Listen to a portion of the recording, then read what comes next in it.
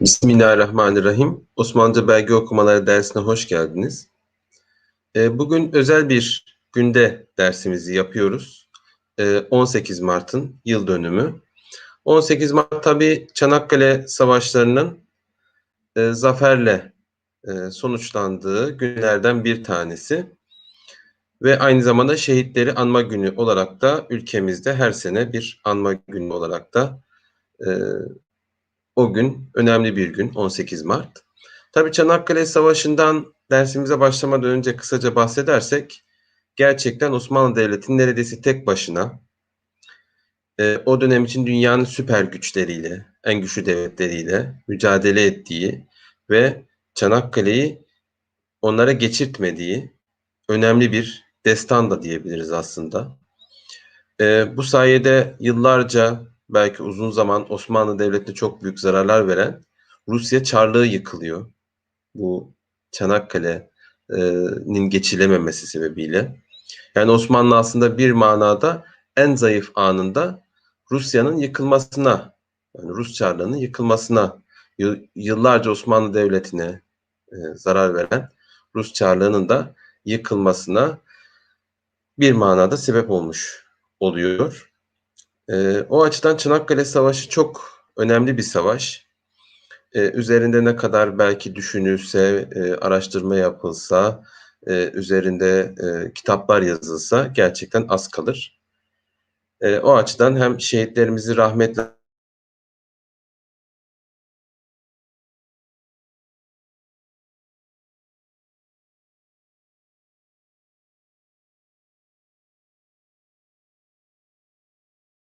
anıyoruz.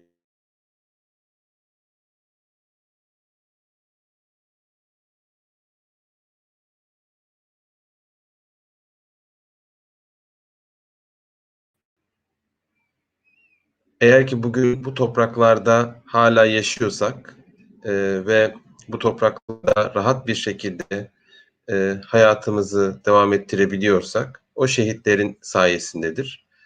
E, O yüzden o şehitlerimizi tekrardan anıyor ve onlara rahmet diliyoruz. Cenab-ı Hak onların şefaatlerine bizleri nail eylesin ve onlara layık olmayı bize nasip eylesin. Bu hafta Yedinoğlu Mühimme Defterinden iki önemli belge okuyacağız. İki önemli ferman okuyacağız aslında. Ferman içeriği okuyacağız. Birincisi içinde geçmiyor Don ve Volga nehirlerinin adları. Fakat bu belgenin sonucunda Osmanlı Devleti bu soruna, yani belgede geçen soruna, yani Türkistan'daki veya Kafkaslar'daki Müslümanların hacca gitmesini engelleyen Rusları bir manada bertaraf etmek, bu yolların güvenliğini sağlamak amacıyla orada Don ve Volga nehirlerini birleştirme projesi var. Sokulu Mehmet Paşa tarafından da bu proje ortaya atılmış. Bu belgedeki geçen ifadelerin üzerine bu proje gündeme getirilmiş. Tabii Osmanlı buna başlamış ama o dönem için o günkü teknolojiyle bu yapılamamış.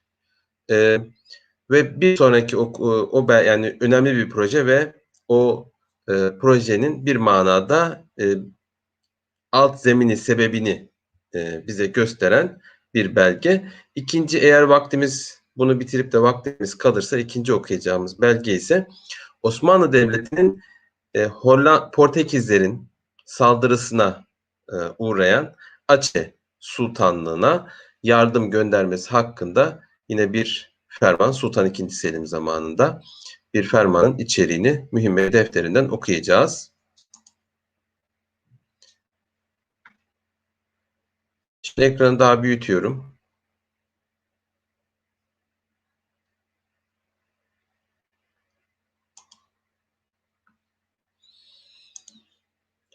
Tabii mühimme defterlerinden daha önceki bir üç nolu mühimme defterini okuduğumuz dersimizde bahsetmiştik.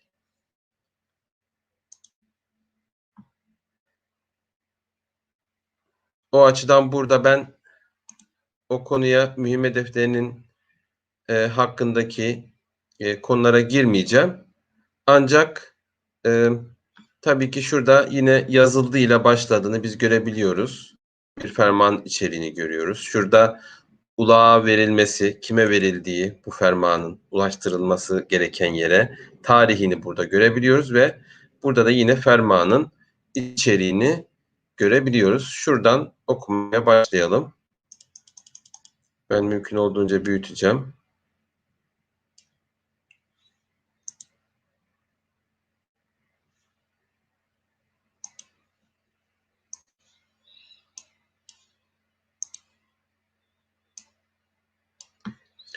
Burada yazıldı ifadesini görüyoruz.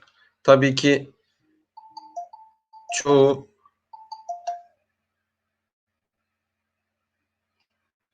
yani bu ki mühimmet defterindeki belgelerde bu ifadeyi görüyoruz. Yazıldığı, yani bu yazıldı ve gönderildi. Yerine getirildi bu ferman. Y, elif, Z, lam, dal, ye yazıldı ifadesini burada gördük.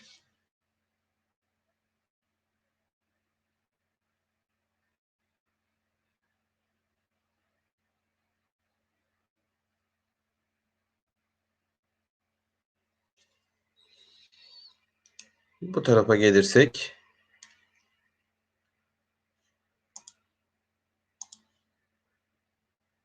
kapıdan Zade Mehmet Çavuş'a verildi.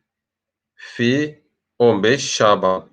Tabi bu Yedinoğlu Mühimme Defteri'nin bu sayfaları 975 senesine Hicri ait. Yani 15 Şaban 975'te 14 Şubat 1568. Yani Kanuni vefat edeli 2 sene olmuş. Sultan II. Selim zamanı. Sokulu Mehmet Paşa'nın sadrazamlık dönemi. Çünkü zaten Sultan II. Selim zamanında tek sadrazam var. Onun saltanatı boyunca sadece Sokulu Mehmet Paşa sadrazamlık yapmış. Kaf, P, Vav, Dal, Elif, Nun, Z, Elif, Dal, H, Kapıdanzade, Kaptanzade, Mim, Ha, Mim, Dal, Mehmet, Ç, Elif, Vav, Şın, He, Çavuş'a ve Yera, Lam, Dal, Ye verildi. Fi, 15 Şaban.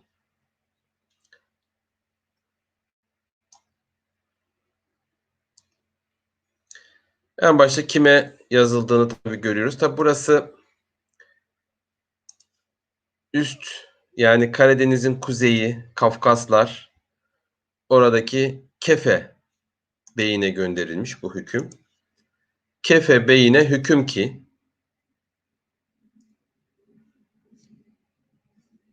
hala Ejderhan vilayeti. Tabi bu Ejderhan vilayeti dediği zaman da o dönem için daha önceden oradaki bir Türk devleti veya Cengiz İmparatorluğu bölündükten sonra kurulan, Karadeniz'in kuzeyinde kurulan devletlerden bir tanesinin aslında bir manada toprağı veya devamı da diyebiliriz Ejderhan'a.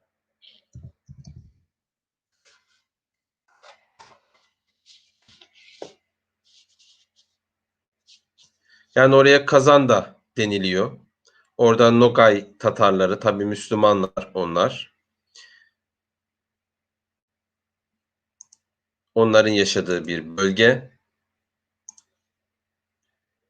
Kef, F, H, Kefe, B, Kef, Nun, He, Beyine, Ha, Kef, Mim, Kef, He, hüküm ki, Ha, Elif, Lam, Elif, hala, Elif, J, Dal, Ra, H, Elif, Nun, Ejderhan,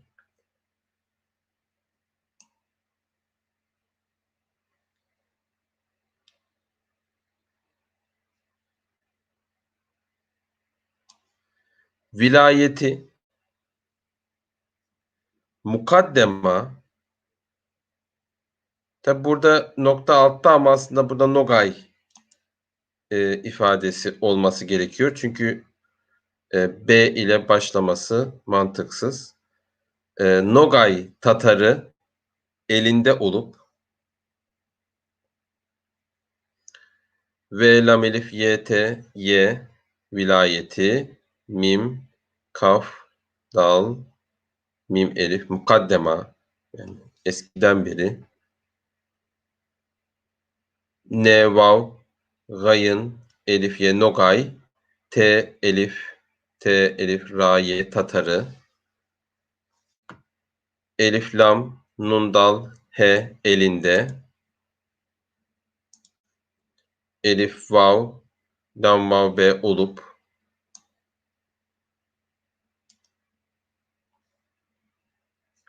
hala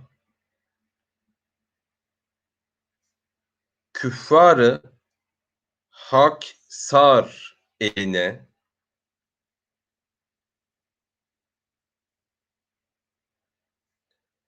düşmekle Harezm vilayeti ha elif lam elif hala kef fe elif ra küffarı hı elif kef sin elif ra haksar elif lam nun he eline dal vav şın noktaları burada mim kef lam he düşmekle ha ra zemim harez ve lam elif ye t'ye vilayeti taraflarından ra fe lam ra nun dal nun taraflarından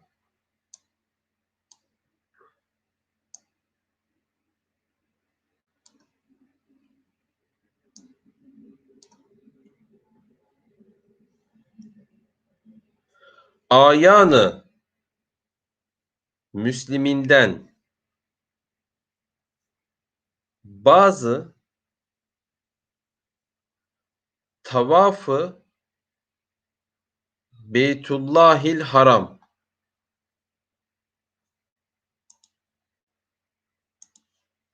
elif ayın ye elif nun ayanı mim sin lam mim ye nun Müslimin dal nun Müsliminden, yani oradaki Müslümanların tabii önde gelenleri hacca gidiyorlar.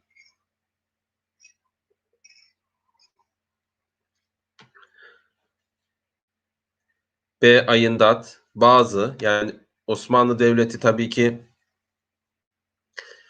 kapsadığı bir alan var.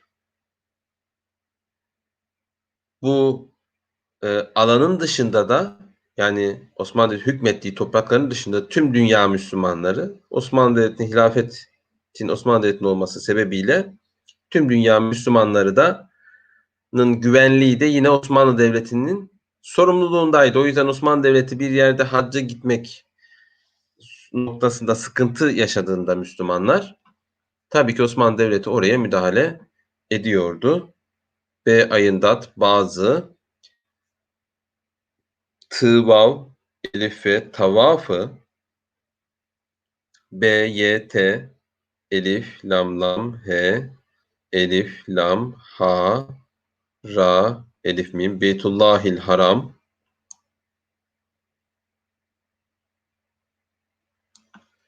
ve ziyareti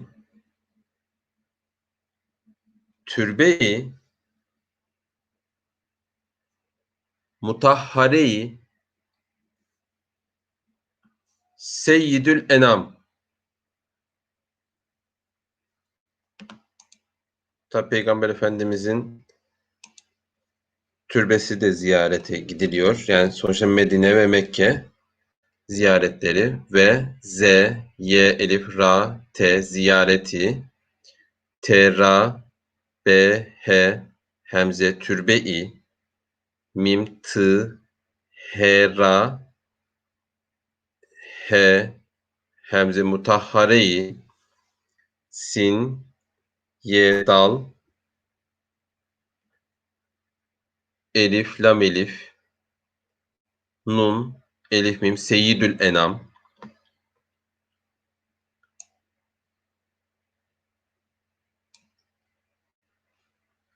Aleyhisselatu vesselam,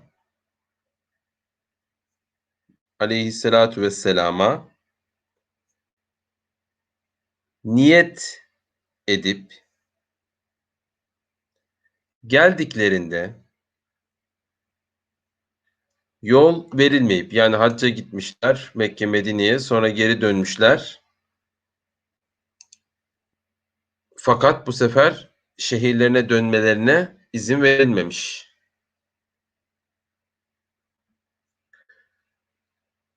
Ruslar yüzünden ayın, lam, yh, elif, lam, sat, lam, vav, t, aleyhissalatu ve elif, lam, sin, lam, elif, mim, he, aleyhissalatu vesselama, nun, yt, niyet, elif, y, dal, vav, be, edip, kef, lam, dal, kef, lam, ra, nun, dal, he geldiklerinde ye, vav, lam, yol ve ye, ra, lam, mim, ye, vav, be verilmeyip, yol verilmeyip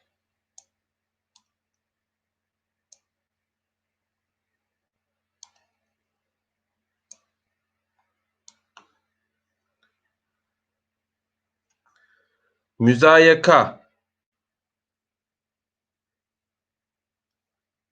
çektikleri, müzayaka çektikleri, ecilden fetholunması,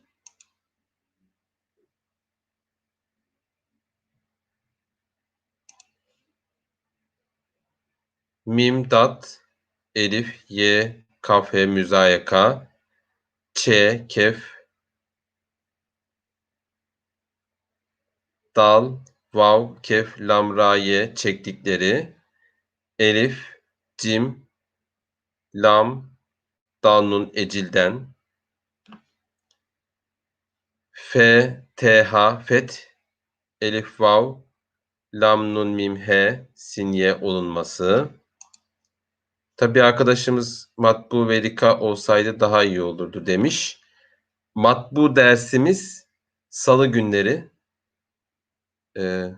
Murat Darıcık hocamız matbu metinleri okuyor. Bugün biz belge okumaları dersi yapıyoruz.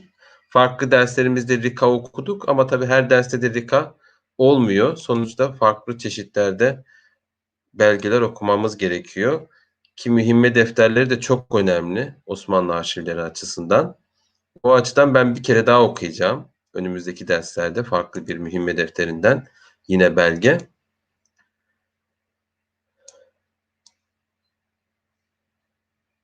Ehemmi mühimmattan olup ol babda hana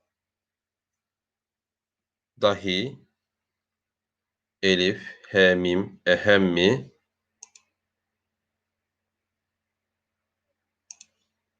mim, he, mim, elif, t,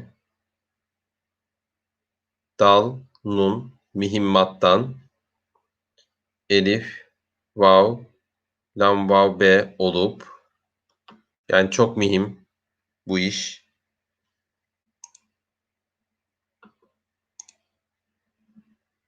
Elif, vav, lam, be, elif, be, dal, he, ol babda. Tabi burada han dediği Kırım. O civardaki hanlardan bahsediyor. Karadeniz'in kuzeyindeki hanlardan. Name-i Hümayun dersinde belki O dersi seyredenler hatırlarlar. Kırım hanlarına, Gürcistan hakimlerine, yani biraz o Karadeniz'in kuzeyindeki hanlara da Name-i Hümayun gönderildiği, onlar da tabii Müslüman olmaları hasebiyle yine halifeye bağlılık açısından Osmanlı Devleti'ne bağlılıklarının olduğu, zaten Kırım uzun yıllar Osmanlı Devleti'ne doğrudan bağlıymış. Sonradan tabii Rusların eline geçiyor ama uzun yıllar, yüzyıllar Osmanlı hakimiyetinde kalıyor Kırım. O bapta Hı, Elif, Nun, Han, Nun, He, Hana, Dal, Elif, Hı'ye dahi, Hana dahi, Name-i Hümayunum irsal olunmuştur.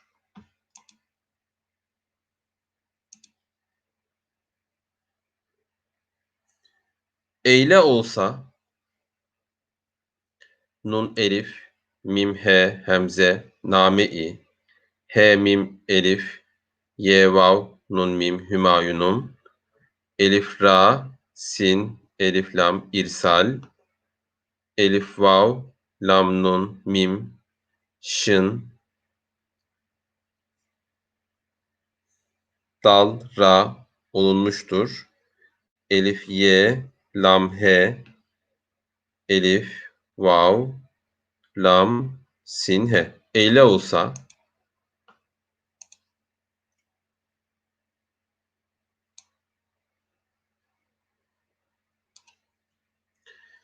müşarun ileyh ile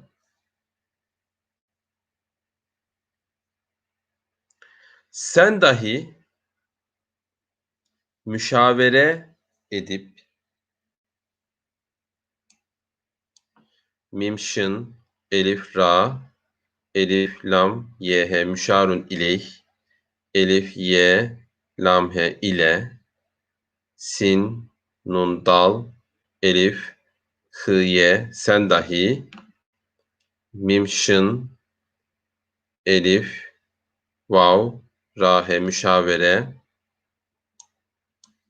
elif, ye, dal, vav, be, edip, müşavere edip, sen de diyor onunla müşavere et, istişare et bu konu hakkında.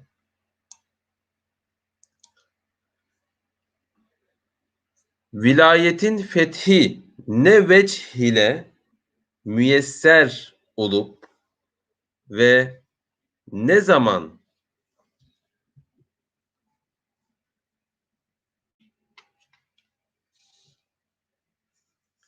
ve lam elif YT kafinoni var vilayetin F T H Y fethi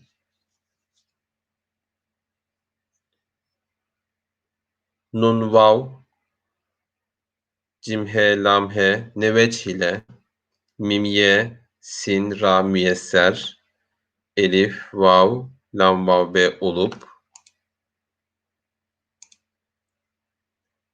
ve nh ve ne z mim elif nun dal he ve ne zamanda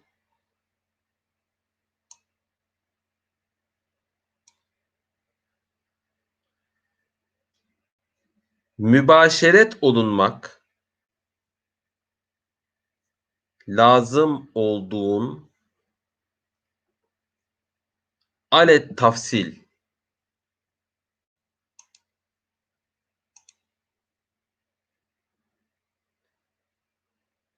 min be elif şın ra te mübaşeret elif vav lam nun mim kaf olunmak lam elif z mim lazım elif vav lam dal vav gayın yenun olduğun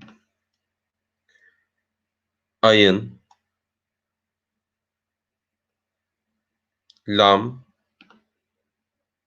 elif lam tf Sat, ye, lam, alet, tafsil. Şurada ye de var. Alet, tafsil. Ayın, lam, ye. Alet, tafsil.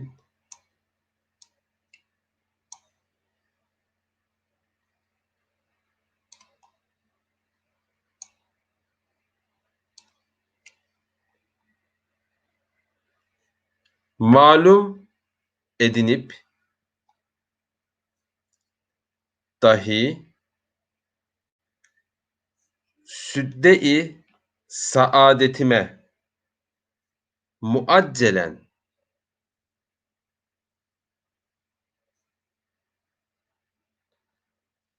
mim ayın lam vav mim malum elif ye dal ye nun vav be edinip malum edinip dal hı ye dahi sin dal he hemze südde-i sin ayın elif dal te mim he saadetime mim ayın cim lam elif muaccelen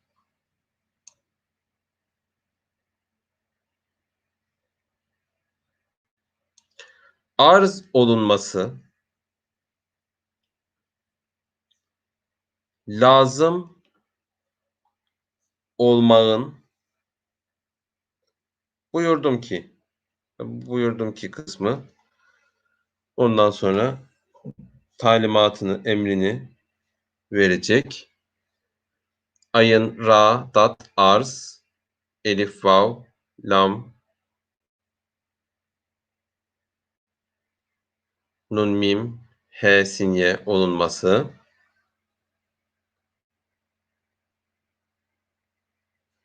lam elif z mim lazım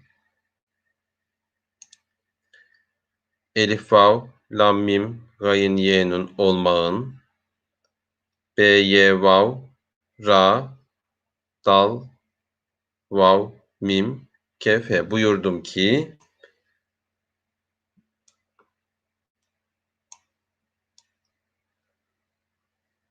vusul bulduk da bu bapta sen dahi tamam mukayyet olup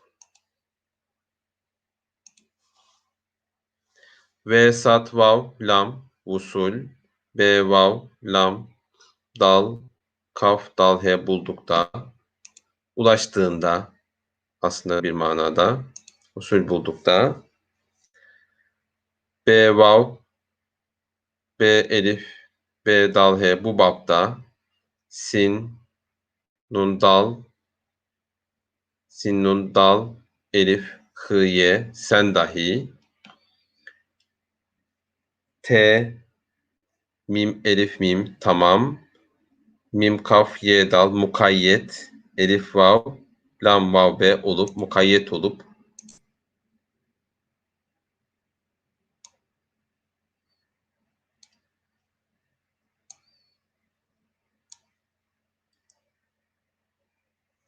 zikrolunan kal'anın fethi zikrolunan kal'anın fethi ne vecih ile mümkün olup z kefra zikr elif vav lam nun elif nun zikrolunan kaf lam ayın he nun kafinin kal'anın f t h y fethi nun vav cim he lam he neveç ile mim kef nun mümkün elif vav lam vav be olup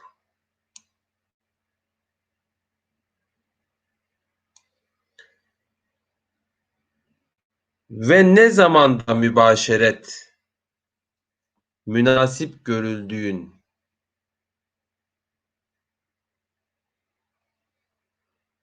ve nun he ve ne z mim elif nun dal he ne zamanda mim be elif, şın, ra, te, mübaşeret, mim, nun, noktası burada, sin, mim, nun, elif, sin, be, münasip, kef, vav, ra, lam, dal, vav, kef, ye, nun, görüldüğün,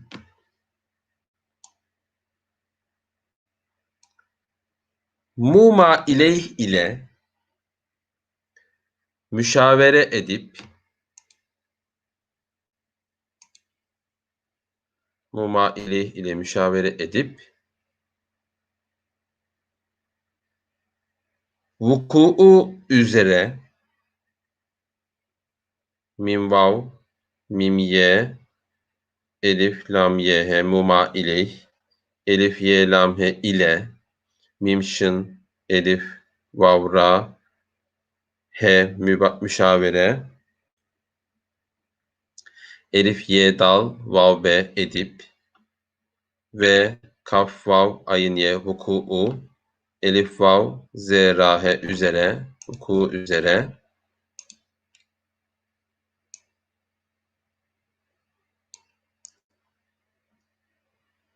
tafsiliyle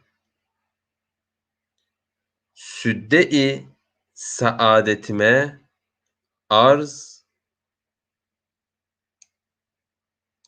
eyleyesin.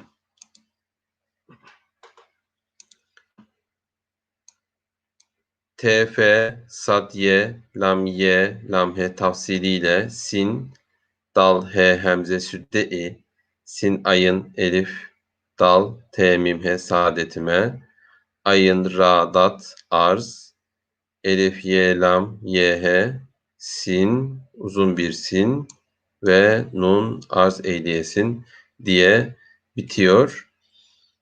Tabii ki harf harf okuyunca uzun sürüyor. Aşağıdaki kısmı da yani Açe'ye yardım belgesini de okuyalım. Ama harf harf okursak süremizi çok aşarız. O açıdan ben yavaş ama kelime kelime okuyacağım. O bu kadar uzun değil zaten. Biraz daha kısa bir belge. Ama Osmanlıca dergide de inşallah yayınlarsak orada da tabii daha ayrıntılı görerek Osmanlıca dergide orada da inceleme imkanı bulunabilir. Ben şurada yine bir mühimme belgesinde standart burada yazıldı kısmı. Ardından burada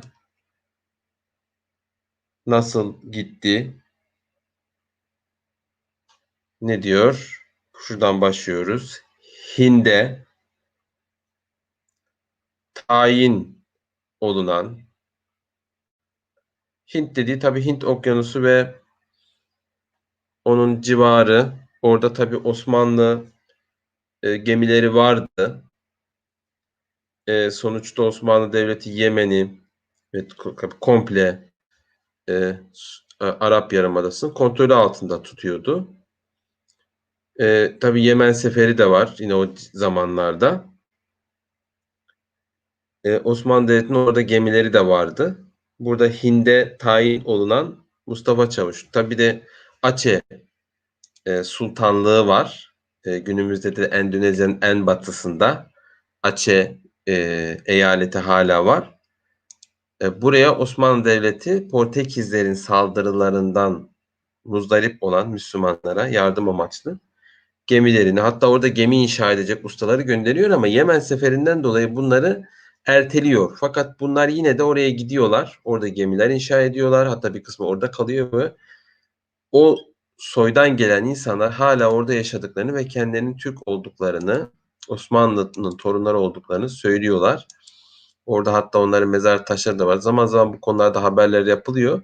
Hatta daha sonradan Endonezya Hollanda sömürgesi olduğu zaman Hollandalılar Osmanlı'dan kalma topları oradan tabii çalıp götürüp kendi müzelerinde Hollanda'da şu an hali hazırda sergiliyorlar. Osmanlı'nın o zaman yaptığı toplar. Yani bu belgede ertelendiği söyleniyor. Fakat daha sonradan gittiğini biz daha sonraki belgelerden ve yine Endonezyalıların zaten kendi lerinin Osmanlı Devleti'ne daha sonradan gönderdiği yine yazışmalarda da bu çalışmaların orada yapıldığını anlıyoruz. Hind'e tayin olunan Mustafa Çavuş'un Ademisi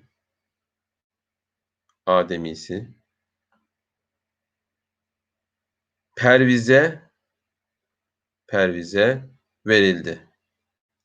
Fi 17 Şaban, önceki belgeden 2 gün sonra yazılmış. Yani 16 Şubat 1568, 17 Şaban sene 975 Hicri olarak da.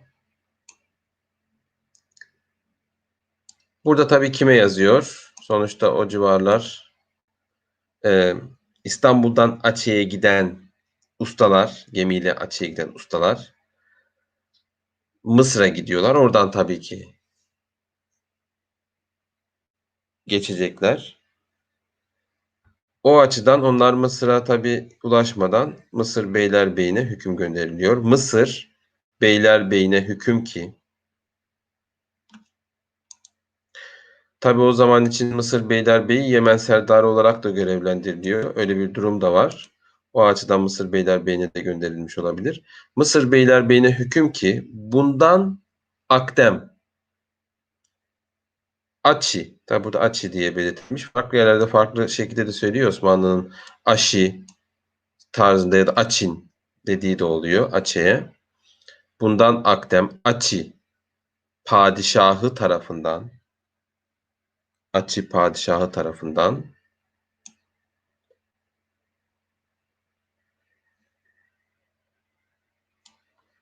gelen elçi ile tayin olunan, tabi oradan elçi geliyor. O elçi üzerine Osmanlı Devleti oraya görevliler tayin ediyor. Şimdi o görevlileri de burada söyleyecek tek tek. Elçi ile tayin olunan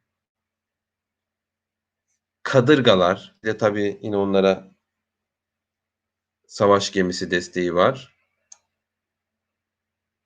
Kadırgalar ile emrolunan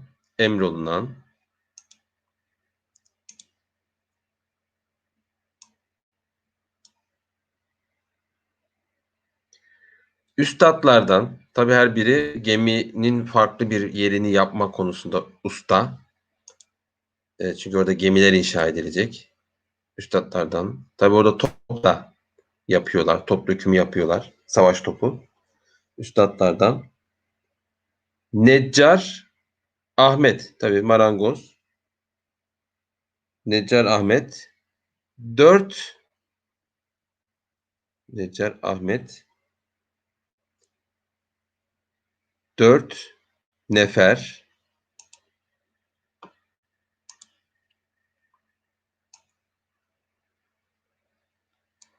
yoldaşıyla 4 nefer yoldaşıyla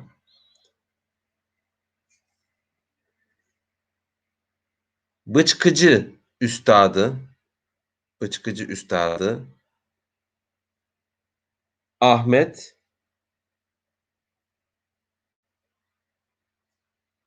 bu da Ahmet, 4 nefer yoldaşıyla, zaten şu ifadeler aynı hep.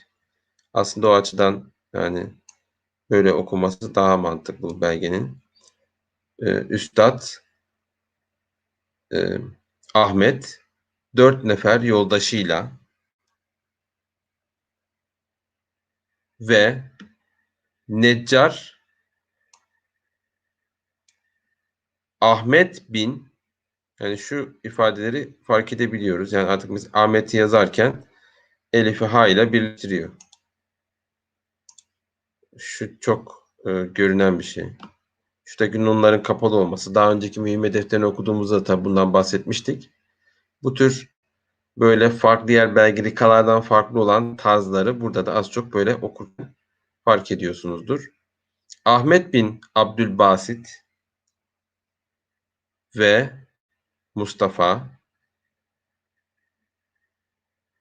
Ahmet ve Mustafa Ahmet ve Ahmet bin Berekat. Ahmet bin Berekat 2 nefer yoldaşıyla, bunlarda 2 nefer yardımcıları var. 2 nefer yoldaşıyla ve Üstad İbrahim, hepsi alanlarında uzman kişiler. Üstad İbrahim 5 nefer yoldaşıyla, 5 nefer yoldaşıyla ve kürekçi Memi, kürekçi Memi ve kürekçi diğer kürekçi. Tabi o zaman için kürekler de gemilerin önemli birer bölümü.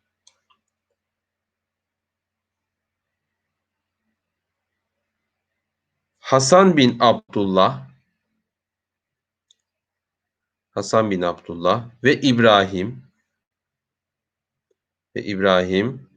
demirci, demirci ve madenci, demirci ve madenci. Tabi sonuçta orada savaş topu da dökecekler. Demirci ve madenci. 2 nefer yoldaşıyla, 2 nefer yoldaşıyla bayağı bir uzman ekip Osmanlı Devleti gönderiyor. Yani ta Osmanlı'dan binlerce kilometre uzaklıktaki Aceh'e. Ve Üstad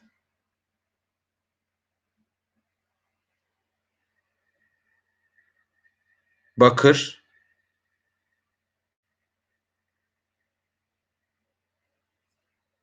madenci, Üstad Bakır madenci 2 nefer yoldaşıyla, 2 nefer yoldaşıyla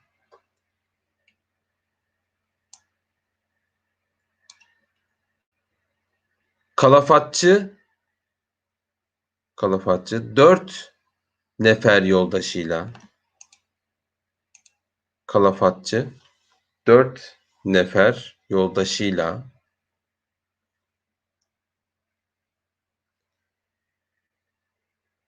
ve Üstad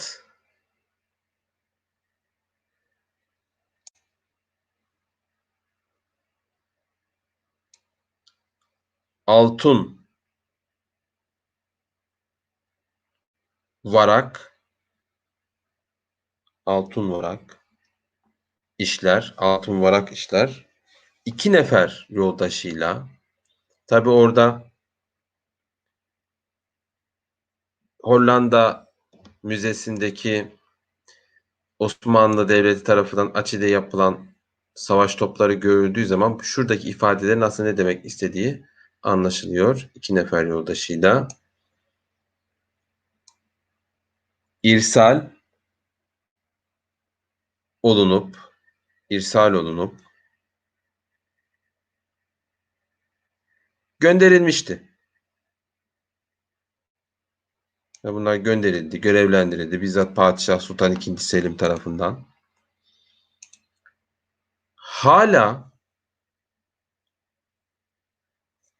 ol husus bu sene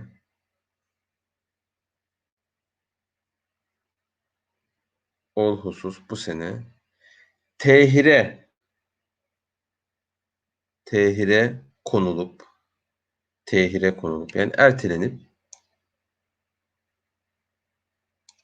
çünkü o sırada Yemen seferi için ihtiyaç olmuş. Mezburlar, adları geçenler Yemen seferine tayin olunup, mezburlar Yemen seferine tayin olunup, buyurdum ki, yine şuradan sonrası aynı, bundan sonra vusul bulduk da, şu buyurdum ki'den sonraki ifade, vusul bulduk da Mezburları adları geçenleri Yemen mühimmi için tayin eyleyip Yemen mühimmi için tayin eyleyip irsal eyleyesin diye bitiyor. Tabi Osmanlı Devleti'nin Güneydoğu Asya'daki Müslümanlara yani Aceh, orada tabi Arakanlı Müslümanlar var, Malezya'daki Müslümanlar var. Aceh'in bulunduğu ada Sumatra adası, onun arkasında Java adası var. Java adasında Müslümanlar var. O civarda farklı bölgelerde Müslüman topluluklar var. Müslüman devletler kurulmuş. Aceh orada kurulmuş, belki Aceh Sultanlığı en güçlü devlet, Müslüman devlet. Ve ciddi bir yüzyıllarca orada bir nüfuz alanı olmuş. Ama tabii ki devamlı Portekiz ve Hollandalıların saldırılarına uğramışlar. Yukarıda Malezya tabii İngiliz sömürgesine girmiş daha sonradan. O açıdan onlar, oradaki insanlar hep Osmanlı Devleti'nden yardım istemişler bu tür konularda. Osmanlı Devleti tabii bulunduğu yüzyıla göre, durumuna göre yardım etmiş. Hiçbir şey yapamasa en azından bugünkü anlamda siyasi destek vermiş. Oradaki durumu incelemiş. Mesela Sultan II. Abdülhamit oraya büyükelçilik açtırıyor. Oradaki durumu gün gün takip ediyor. Oraya Kur'an-ı Kerim da gönderiyor. Yardım gönderiyor Sultan II. Abdülhamit. Bunların belgeleri de var. O açıdan Osmanlı Devleti'nin ta 16. yüzyıldan itibaren o Güneydoğu Asya Müslümanlarıyla da ilgilendiğini gösteren belgelerden bir tanesi. Mühimme defterlerinin de, özellikle o 7 nolu mühimme defterindeki önde gelen önemli 2 belgeyi okuduk. İnşallah faydalı bir ders olmuştur. Haftaya yeni bir belge okumak üzere. Hayırlı akşamlar, selamlar.